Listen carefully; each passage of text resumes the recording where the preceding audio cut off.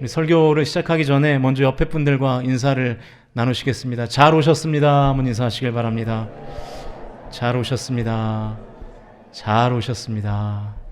우리 다시 한번 인사하실 때 내 옆에 있는 분이 남성이면 잘생긴 것이 죄라면, 내 옆에 있는 분이 여성이면 이쁜 것이 죄라면, 이렇게 합니다. 시작! 자, 한마디가 더 있어요. 당신은 살인죄입니다. 다시 한번 시작! 이쁜 게 죄라면 당신은 살인죄입니다. 이렇게 마음이 강팍한 영혼들이 항상 있습니다. 네. 네, 감사합니다. 우리 F4의 찬양이 얼마나 은혜로우셨죠? 이렇게 나비 넥타이들을 딱 메고 계시니까 다들 새신랑 같은데, 그 중에 제일은 우리 백발의 노태규 집사님이 제일 새신랑 같으셨던 것 같아요. 감사합니다. 주일마다 이렇게 외모가 출중하신 우리 남성 핸섬한 성도들과 우리 아름다우신 우리 여성 성도님들과 함께 말씀을 나눌 수 있는 것이 얼마나 감사한 일인지 모르겠습니다. 아마도 담임 목사와 사모가 잘생기고 이뻐서 그런 게 아닌가. 아멘 하시면 제가 교주가 되는 겁니다, 이제. 차라리 비웃으시는 게 난데. 감사합니다. 이제 오늘부터 요한복음에서 그 예수님께서 행하신 7가지 기적을 가지고 기적 시리즈 설교를 해볼까 합니다.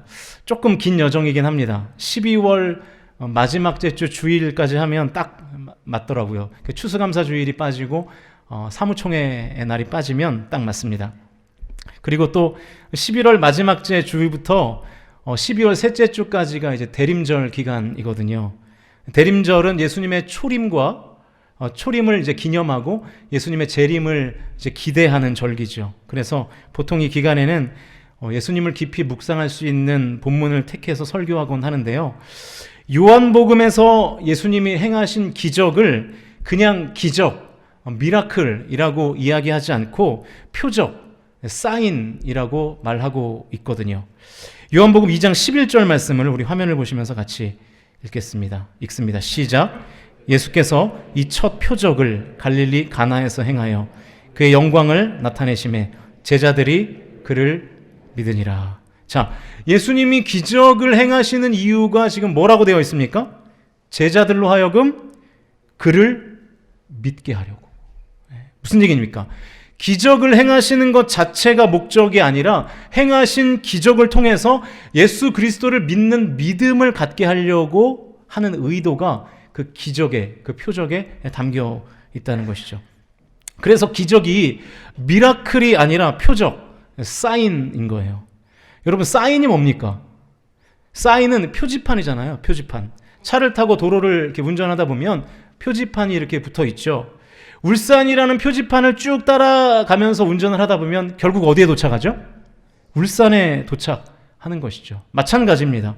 7가지의 표적이라는 사인을 쭉 따라가면 예수 그리스도에게 도착하게 될 줄로 믿습니다. 그러니까 이 7가지의 표적은 예수 그리스도를 안내하는 표지판인 것입니다. 그러므로 예수가 어떤 분인지 잘 모르는 사람이 이 7가지의 표적이라는 스펙타클한 이야기를 통해서 이 기적 자체가 아니라 예수님이 누구인지를 더 명확하게 알게 되는 것이죠. 우리가 신앙생활을 하면서 분명하게 알아야 될 분은 예수님이죠. 그런데 그 예수님을 기적이라는 여러분이 아주 좋아하는 소재를 통해서 이제 알게 되는 것입니다. 게다가 이 대림절 시즌이 다가오고 있기 때문에 더 시의적절한 메시지가 되지 않을까 생각됩니다. 그래서 남은 한 해 동안 이 주일마다 요한복음의 이 기적 시리즈를 강해하겠습니다. 괜찮으시죠? 안 괜찮아도 들으셔야죠. 뭐 어떡하시겠어요? 네, 농담입니다. 바라기는 이번 기적 시리즈를 통해서 저와 여러분이 예수님을 제대로 아실 수 있기를 주님의 이름으로 간절히 축복합니다. 잠깐 여담을 하자면 이 기적 시리즈를 하기로 한 또 다른 작은 이유가 있어요. 그게 뭐냐면 제가 지난주에 이제 광야의 미학 시리즈를 3주간 이제 하지 않았습니까? 인생이라는 광야에서 어떻게 해야 그 광야를 잘 통과하여 이 가나안까지 갈 것인가에 대한 메시지였죠. 맞습니까? 진짜 맞아요? 자신감이 또 좀 없어지시는 것 같은데. 네. 그래서 제가 지난 주일에 이제 주일 사역을 다 마치고 이제 아내에게 이번 광야의 미학 시리즈를 통해서 우리 성도님들이 이 광야와 같이 힘든 시기에 좀 위로를 받으셨으면 좋겠다. 위로 받으셨겠지? 자, 이렇게 질문을 했어요. 여러분, 지난 3주간의 메시지를 통해서 위로를 좀 받으셨습니까? 아유, 감사합니다. 그런데 우리 아내는 저한테 이렇게 대답하더라고요. 그게 위로야? 성이 안 찼나 봐요, 제 설교가. 네. 원래 이 가족을 은혜받게 하는 게 제일 어려운 일입니다. 네. 제 설교가 위로인 듯 위로 아닌 위로였나 봐요. 그래서 이번 주부터는 아주 그냥 7주 동안 제가 기적으로 그냥 위로를 그냥 쏟아 부어 볼까 합니다. 근데 이번에도 또 그게 위로야 이러면 제가 이제 더 이상 갈 길이 없는데, 아무튼 이번 기적 시리즈를 통해서 저와 여러분이 예수님을 분명히 깨닫고 또 그 예수님을 인격적으로 만나실 수 있기를 주님의 이름으로 축복합니다. 그리고 더불어서 저와 여러분의 삶의 모든 영역에 하나님 행하시는 기적이 나타나실 수 있기를 주의 이름으로 간절히 축원드립니다. 오늘 본문은 아마도 여러분이 귀에 못이 박히도록 들었던 설교일 거예요. 물을 포도주로 바꾸신 예수님의 첫 번째 표적입니다. 이 끄집어낼 수 있는 메시지들이 정말 많은데 여러분이 수도 없이 듣기도 하셨을 테고 또 시간도 한정되어 있기 때문에 포인트만 짚어서 메시지를 나누겠습니다. 먼저 첫 번째 우리가 좀 파악해야 될 내용은 이겁니다. 이 표적은 예수님이 어떤 분이시라는 것을 웅변적으로 말하고 있는가. 다시 말해서 이 첫 번째 표적을 통해서 예수님은 누구신가를 좀 살펴보겠습니다. 1절 말씀을 우리 화면을 보시면서 같이 읽겠습니다. 1절 시작. 사흘째 되던 날 갈릴리 가나에 혼례가 있어 예수의 어머니도 거기 계시고. 다 아는 내용이죠. 가나에 결혼식이 있었고 예수님의 어머니가 초대를 받았고 2절에 보니까 예수님과 제자들도 초대를 받았습니다. 사흘째 되던 날이라는 표현이 있는데요. 이스라엘은 결혼식을 일주일 합니다. 일주일. 그러니까 대단하죠. 여러분, 이스라엘의 민족성 자체가 그 흥이 많아요. 그래서 이제 그 샤밧이라 그래서 이제 금요일 저녁부터가 이제 이스라엘 사람들은 이제 휴일이거든요. 그러니까 우리로 말하면 주일이에요. 근데 이제 금요일 일몰부터 토요일 일몰까지가 샤밧이어서 그때는 아무것도 안 해요.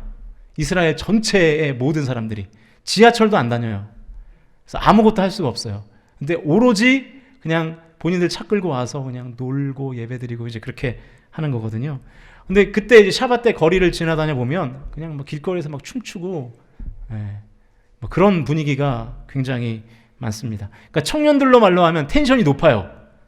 텐션이 흥이 많은 거죠. 그래서 축제를 제대로 즐길 줄 아는 민족입니다. 그러니까 결혼식을 일주일씩 하는 거예요. 지금도 마찬가지인데요. 이스라엘에서의 결혼식은 단지 두 사람의 일이 아니라, 그리고 두 가정의 일이 아니라 그 마을 전체의 축제입니다. 그렇기 때문에 한 마을에서 한 커플이 탄생하면 온 동네가 일주일 동안 축제를 막 벌이고 난리가 나는 거예요. 그러니까 그 결혼식의 일주일간의 축제 중에 셋째 날, 오늘 본문의 일이 일어나는 것입니다. 예수님과 어머니와 제자들이 초대를 받은 거죠. 그런데 하필 그날 문제가 생겨요. 그 문제가 뭐죠? 포도주가 떨어진 것입니다. 양을 부족하게 준비했던지 아니면 하객들이 예상보다 너무 많이 마셨던지 둘 중에 하나였겠죠. 저는 이스라엘의 민족성의 특성상 두 번째일 가능성이 크다고 생각합니다. 아마도 이 본문으로 설교하는 설교자들의 이런 이야기를 우리 성도님들이 많이 들어보셨을 거예요. 포도주가 떨어졌다는 것이 큰 문제가 아니라고 생각들을 하실 텐데 사실은 큰 문제다. 당시 팔레스타인에서 이 포도주가 떨어졌다는 것은 신랑 신부 입장에서는 대단히 수치스러운 일이다. 다 맞는 말입니다. 틀린 말이 하나도 없어요. 생각해 보십시오. 이 팔레스타인에서는요, 포도주는 술에 가까운 음료가 아니라 물에 가까운 음료예요. 깨끗한 물을 구하는 것이 굉장히 어렵기 때문에 이 포도주를 숙성시켜서 그것을 물처럼 거의 마셨거든요. 생각해 보십시오. 결혼식을 거행을 하고 하객들을 불러내서 이제 뷔페를 차려놨는데 물이 없다고 생각해 보세요. 우리의 사정으로는. 그래서 막 하객들이 막 목이 막혀가지고 막 물을 찾고 막 아우성을 친다고 생각해 보세요. 근데 주변에는 마트도 없고 편의점도 없어요. 혼주 측의 입장에서 보면 굉장히 난감한 상황인 것이잖아요. 제가 아내하고 결혼할 때에도 굉장히 난감한 상황이 발생했습니다. 제 결혼 이야기를 좀 해도 괜찮죠? 네. 그때 특송을 두 팀이 했거든요. 특송이 아니라 축가죠, 축가. 네, 축가를 두 팀이 했는데 두 팀의 축가가 끝나고 나서 이제 원로 목사님이 이제 축도를 하시는데 축도 전에 그러시는 거예요. 축가가 너무 길어. 내가 주례자였으면 축가 중간에 끊어버렸을 거야.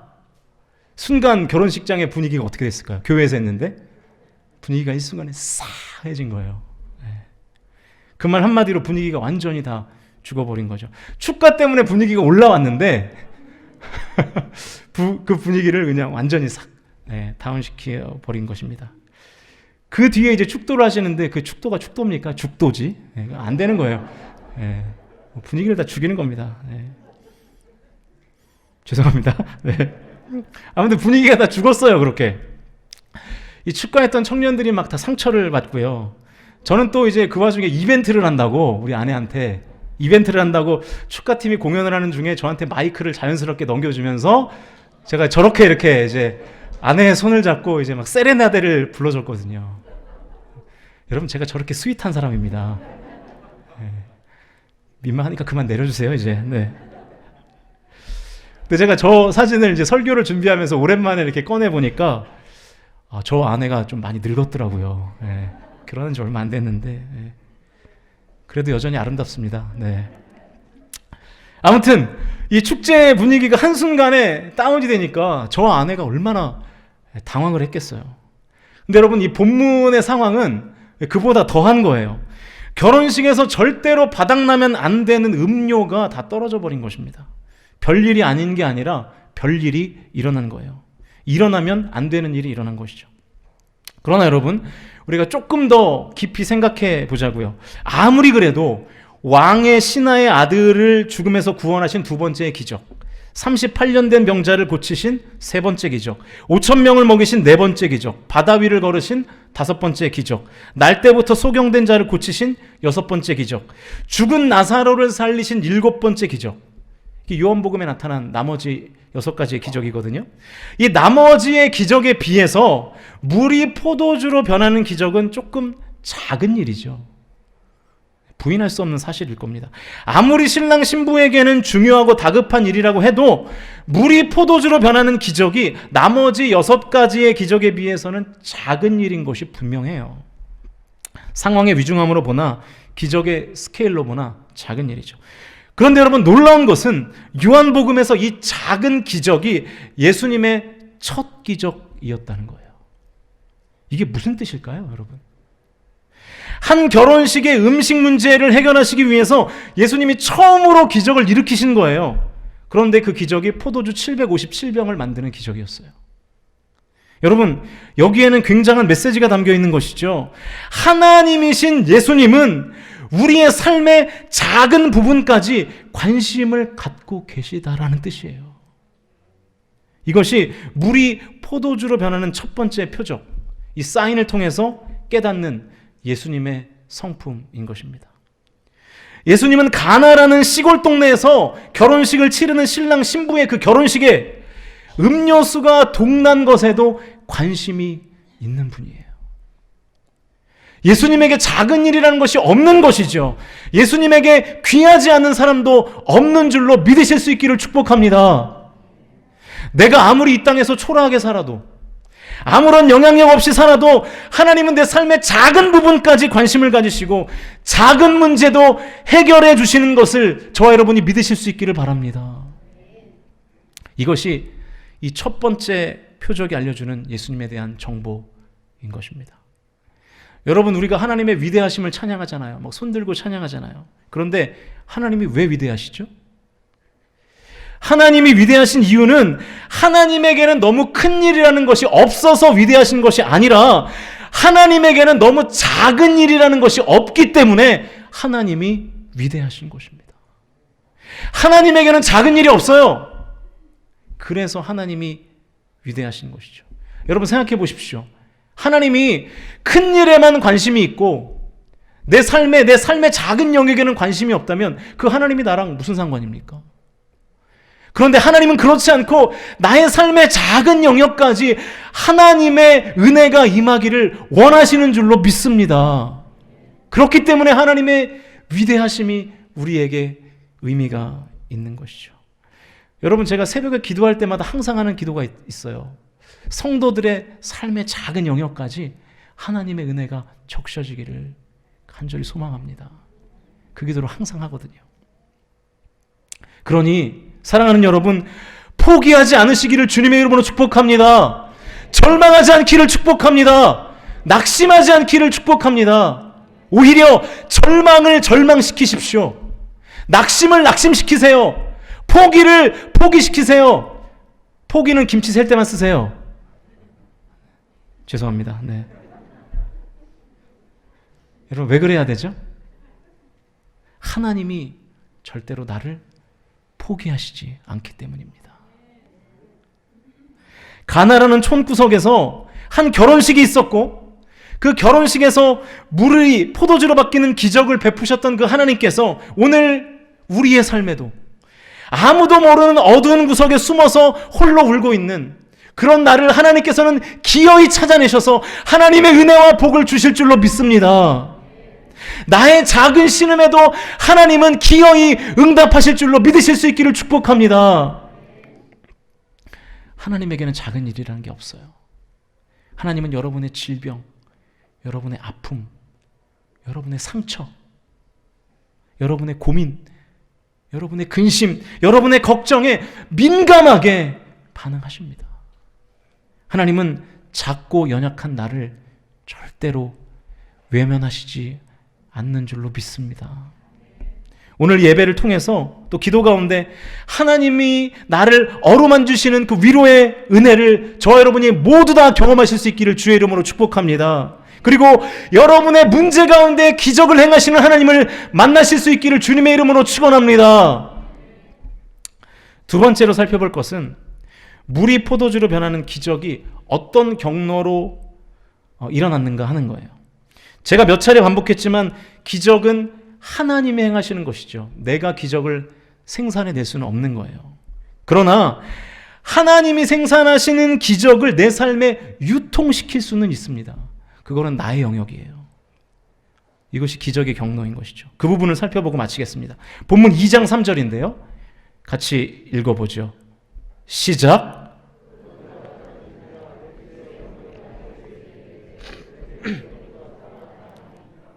자, 오늘 본문에서 예수의 어머니 마리아는 예수님에게 딱 한마디를 했어요. 이 한마디 외에는 아무 말도 하지 않았습니다. 그 한마디가 뭡니까? 저들에게 포도주가 없다. 딱 이 한마디만 했어요. 이 한마디 외에는 마리아가 예수님에게 다른 말을 전혀 하지 않았습니다. 그런데 4절 말씀을 보면 사실 예수님은 이 결혼식장에서 기적을 행하실 마음이 없었던 것으로 보여요. 그런데 마리아가 이번에는 하인들에게 또 한마디를 하거든요. 5절입니다. 시작. 그의 어머니가 하인들에게 이르되 너희에게 무슨 말씀을 하시든지 그대로 하라 하니라. 이상해도 토달지 말고 예수님이 시키는 대로 그대로 하라는 거예요. 바로 이 지점에서 기적의 경로가 숨어 있습니다. 마리아는 예수님께 무엇을 해야 된다거나 어떻게 해야 된다거나 그런 말을 하지 않았어요. 단지 문제가 무엇인지를 예수님께 말씀드렸어요. 저들에게는 포도주가 없습니다. 그리고 하인들에게도 주의를 주죠. 아무 말 하지 말아라. 너희들의 생각과 경험과 달라도 그냥 시키는 대로 순종해라. 마리아의 이 단 두 마디에 예수님의 태도가 바뀌어요. 4절에서는 나와 상관없는 일이고 내 때가 아직 이르지 않았다고 말씀하신 예수님께서 7절에서 이렇게 말씀하시죠. 7절을 같이 읽겠습니다. 시작. 예수께서 그들에게 이르시되 항아리에 물을 채우라 하신즉 아귀까지 채우니. 사역의 대한 하나님의 유보를, 예수님의 유보를 철회하고 기적을 행하시는 거예요. 물을 포도주로 바꾸셨습니다. 바로 이 지점이 기적의 경로인 것이죠. 여러분, 어떤 경로를 통해서 예수님의 마음이 바뀌어서 기적이 임하게 됐습니까? 마리아의 말입니다. 마리아의 말. 어떤 말이요? 예수님께 문제만 말씀드렸던 바로 그 한마디의 말이에요. 그리고 하인들의 침묵을 요청했던 그 한마디의 말입니다. 마리아가 예수님께 말한 그 한마디는 무엇을 해야 된다거나 어떻게 해야 된다고 말하지 않았습니다. 단지 문제를 파악하고 예수님을 그 문제에 개입시켰어요. 우리의 상황으로 보면 마리아의 말은 기도라고 볼 수 있겠죠. 마리아의 기도는 하나님께 문제를 아뢰는 기도였습니다. 상황을 설명하고 그저 예수님의 도우심을 구하는 기도. 그리고 하인들에게도 토달지 말고 예수님의 도움을 받기만 하라고 주의를 준 것입니다. 예수님을 향한 마리아의 믿음의 본질을 알 수 있는 대목이죠. 사실 마리아는 적게 말함으로 많은 것을 말했습니다. 이것이 결혼식의 기적을 유통시킨 마리아의 기도입니다. 하나님의 기적이 우리의 삶에 임하기 위해서는 반드시 해야 될 것이 있어요. 그게 뭘까요? 기도입니다. 기도. 하나님은 구하는 자에게 응답하실 줄로 믿습니다. 우리가 잘 아는 예레미야 33장 3절 말씀 같이 한번 읽어보죠. 시작. 너는 내게 부르짖으라. 내가 내게 응답하겠고 내가 알지 못하는 크고 은밀한 일을 내게 보이리라. 할렐루야. 부르짖으면 하나님이 응답하실 줄로 믿습니다. 부르짖으면 크고 은밀한 일, 기적이죠. 부르짖으면 하나님께서 우리에게 기적을 허락하실 줄로 믿습니다. 그러나 기도가 없으면 기적도 없어요. No pray, no miracle. 기도가 없으면 기적도 없는 것입니다. 그러나 무조건 기도한다고 해서 다 응답되는 건 아니죠. 기도만 한다고 언제나 기적이 임하는 것도 아닙니다. 하나님은 믿음의 기도에 응답하시는 줄로 믿습니다. 여러분, 그러면 믿음의 기도가 뭘까요? 마리아의 기도입니다. 문제만 하나님께 아뢰는 기도예요. 나머지는 다 하나님께 맡기는 거예요. 무엇으로 기적을 행하실지, 어떻게 기적을 행하실지, 언제 기적을 행하실지 다 하나님께 맡기는 거예요. 예를 들면 마리아가 예수님, 저기 지금 물 6통이 있네요. 저 물을 포도주로 바꿔서 포도주가 없는 문제를 해결해 보세요 라고 말했다면 예수님은 기적을 일으키시지 않으셨을 겁니다. 그러나 마리아는 문제만 말했어요. 포도주가 없습니다. 그게 믿음의 기도인 것이죠. 다 맡기는 기도. 그런데 여러분, 우리의 기도는 TMI예요. Too much information. 너무 많은 정보가 우리의 기도에 들어있어요. 하나님, 이것을 주셔야 됩니다. 그리고 이것을 이러한 방법으로 주셔야 됩니다. 그리고 이것을 이런 방법으로 주실 때 이때에 주셔야 됩니다. 그게 우리의 기도잖아요. 이건 믿음의 기도가 아니죠. 하나님을 가르치는 기도죠. 한 화학자가 물이 포도주로 바뀌는 과정을 이 화학적 결합으로 가능하게 하려면 100가지의 화학 반응이 일어나야 된다는 사실을 발표했습니다. 100가지의 화학적 반응. 여러분, 물이 원소기호가 뭐죠? H2O. 수소 아닙니다. 물입니다. H2O. 예. 그러면 포도주의 원소기호는 뭔지 아세요? C2H5OH예요. 좀 뭐가 있어 보이죠? 네. 찾았습니다, 미리. 몰랐어요. 네. 자, H2O가 C2H5OH가 되기까지 중간에 몇 가지의 과정이 있어야 된다고요? 100가지의 과정. 여러분, 이 100가지의 과정 중에 한 가지라도 아시는 분 계세요? 화학 공식 이야기할 수 있는 분 계세요, 여기? 모르잖아요. 우린 다 몰라요. 저도 몰라요. 네. 알고 싶지도 않고요. 저는 머리가 안 좋기 때문에 복잡한 건 딱 질색이에요. 네. 그런데 우리는 왜 다 아는 것처럼 기도하냐, 이 말입니다. 예수님이 물을 포도주로 바꾸는 기적을 행하실 때 우리에게 요구하시는 것은 가르침이 아니에요. 이렇게 해주시고 이렇게 하셔야 되고 이때 하셔야 됩니다. 이게 아니라고요. 예수님을 온전히 믿는 믿음이라는 것을 깨달으실 수 있기를 바랍니다. 그게 필요해요. 하나님을 가르치듯 하는 기도에 하나님은 응답하시지 않습니다. 절대로 안 하십니다. 왜냐하면 그건 기도가 아니거든요. 내가 하나님을 믿는 것이 아니라 하나님께 나를 믿으라고 하는 기도잖아요. 그거는 하나님 이걸요, 이렇게요, 이때요, 하나님 따라오세요, 제가 더 전문가입니다. 이게 무슨 기도입니까? 문제만 하나님께 아뢰고 나머지는 다 맡기실 수 있기를 주님의 이름으로 축복합니다.